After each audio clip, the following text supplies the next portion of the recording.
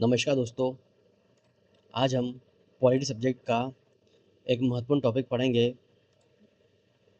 जिसका नाम है भारतीय संविधान की अनुसूचियाँ। दोस्तों, किसी एग्ज़ाम में पॉलिटी सब्जेक्ट पूछा जाता है तो यहाँ से डेफिनेटली एक ना एक क्वेश्चन तो ज़रूर आता है। तो चलिए वन लाइनर फैक्टर के रूप में हम सारे क्वेश्चन आज कवर करते हैं।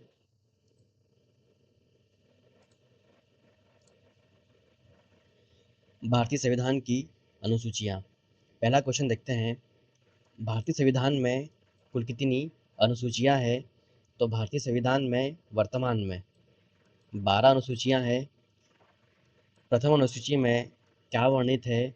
तो भारतीय संविधान के प्रथम अनुसूची में राज्यों एवं संघ शासित क्षेत्रों का विवरण है। प्रथम अनुसूची में वर्तमान में कितने राज्यों का उल्लेख है? तो प्रथम अनुसूची जो राज्यों एवं संघ शासित क्षेत्रों का जिसमें विवरण है उसमें कुल 28 राज्यों का विवरण है। प्रथम अनुसूची में वर्तमान में कितने संघ शासित क्षेत्रों का उल्लेख है? तो प्रथम अनुसूची में वर्तमान में 8 संघ शासित क्षेत्रों का उल्लेख है। दिल्ली को राष्ट्रीय राजधानी क्षेत्र एनसीटी का दर्जा किस संशोधन से मिला? तो 69वां संविधान संशोधन अधिनियम के द्वारा दिल्ली को राष्ट्रीय राजधानी क्षेत्र एनसीटी का दर्जा मिला। द्वितीय अनुसूची किससे संबंधित है? तो द्वितीय अनुसूची वेतन, भत्ते एवं पेंशन से संबंधित है। राष्ट्रपति के वेतन भत्ते का उल्लेख किस अनुसूची में है? तो राष्ट्रपति के वेतन भत्ते का उल्लेख द्वितीय अनुसूची में किया गया है। राज्यपाल के वेतन भत्ते का उल्लेख किस अनुसूची में है? तो राज्यपाल के भी वेतन भत्ते का उल्लेख द्वितीय अनुसूची में किया गया है।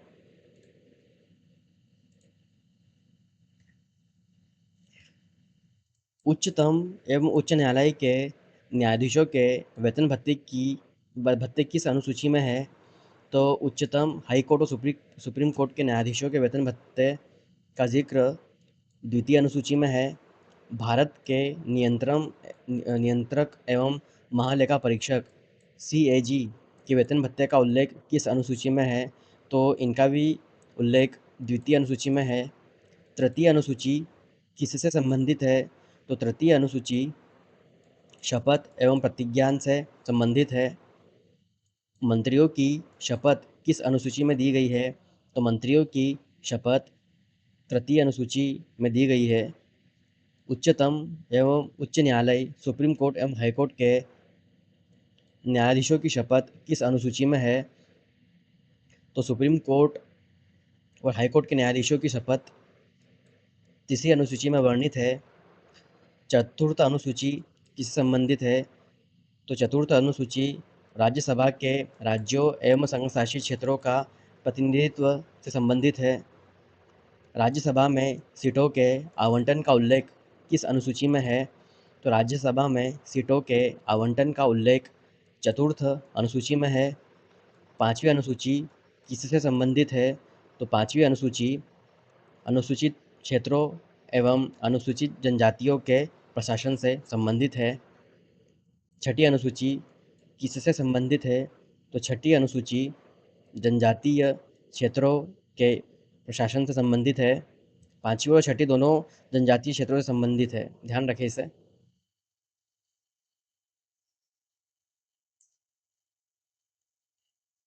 छठी अनुसूची किन राज्यों पर लागू होती है?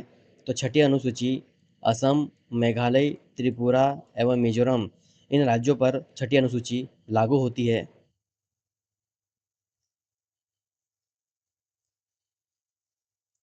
सातवीं अनुसूची किससे संबंधित है? तो सातवीं अनुसूची केंद्र एवं राज्यों के बीच शक्तियों के विभाजन से संबंधित है। सातवीं अनुसूची में कुल कितनी सूचियां हैं? तो सातवीं अनुसूची में कुल 3 सूचियां हैं। संघ, राज्य एवं समवर्ती सूची, ये 3 सूचियां हैं जो सातवीं अनुसूची में वर्णित है।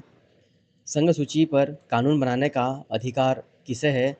तो संघ सूची पर कानून बनाने का अधिकार केंद्र सरकार को है।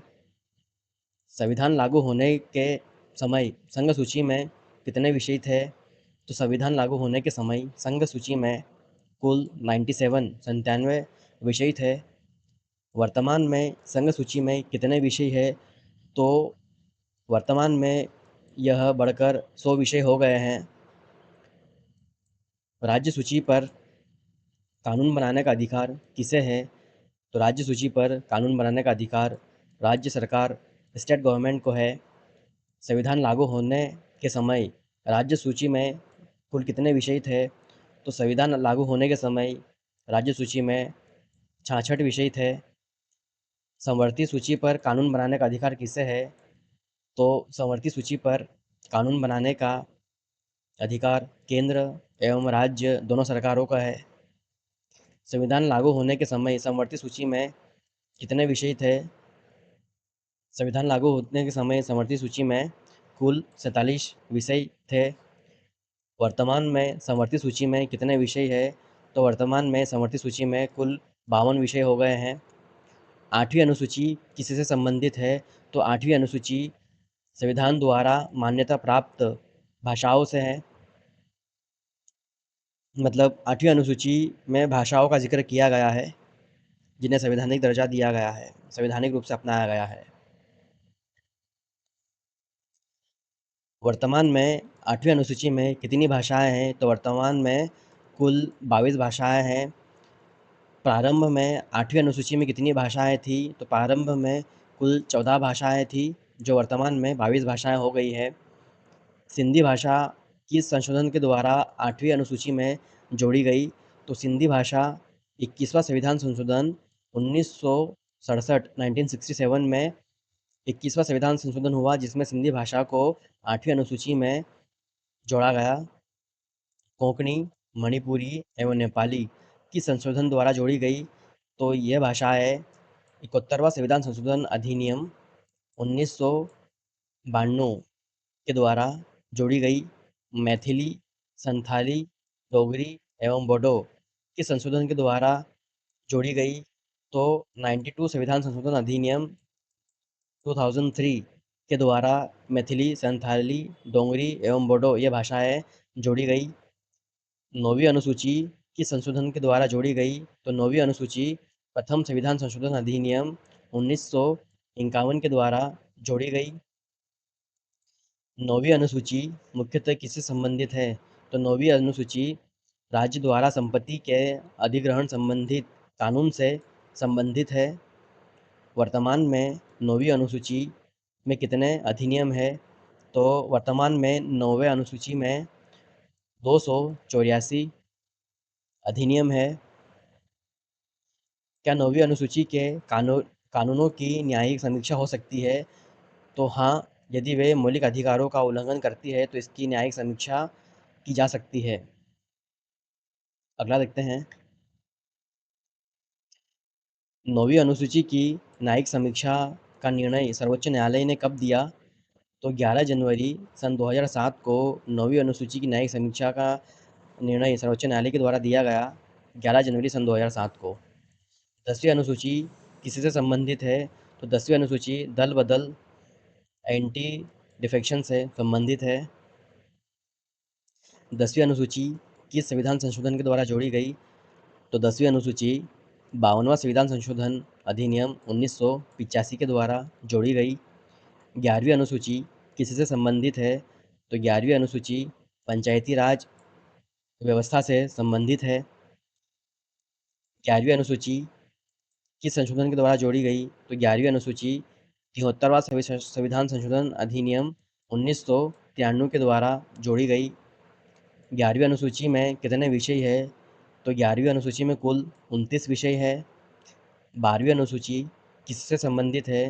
तो 12वीं अनुसूची नगर पालिका शहरी स्थानीय स्वशासन से संबंधित है। 12वीं अनुसूची किस संशोधन के द्वारा जोड़ी गई? तो यह 74वां संविधान संशोधन अधिनियम 1993 के द्वारा 12वीं अनुसूची जोड़ी गई। अगला देखते हैं। 12वीं अनुसूची में कितने विषय है? तो 12वीं अनुसूची में कुल 18 विषय हैं। पंचायती राज से संबंधित अनुसूची कौन सी है? तो पंचायती राज से संबंधित 11वीं अनुसूची है। नगर पालिका से संबंधित कौन सी अनुसूची है? तो यह 12वीं अनुसूची है। 11वीं और 12वीं दोनों अनुसूची पंचायती राज और नगर पालिका से संबंधित है। दल बदल विरोधी कानून किस अनुसूची में है? तो दल बदल विरोधी कानून 10वीं अनुसूची से संबंधित है। तो दोस्तों, ये थे कुल 50 क्वेश्चन जो हमने पढ़े, जो भारतीय संविधान की अनुसूची से संबंधित है। दोस्तों, ये वे क्वेश्चन है जो डायरेक्टली किसी एग्ज़ाम में सीधे-सीधे आ जाते हैं। हो सकता है यहाँ से कोई ना कोई क्वेश्चन डायरेक्टली आपको एग्ज़ाम में आ जाए, सूची के बारे में पूछ लिया जाए या कोई विषय के बारे में पूछ लिया जाए। तो दोस्तों, किसी एग्ज़ाम में जाने से पहले आप एक बार ये वीडियो देखें, रिवीजन करें और ज़रूर जाएँ। रिवीजन करके आपको इस वीडियो से काफ़ी हेल्प मिलेगी। Thank you.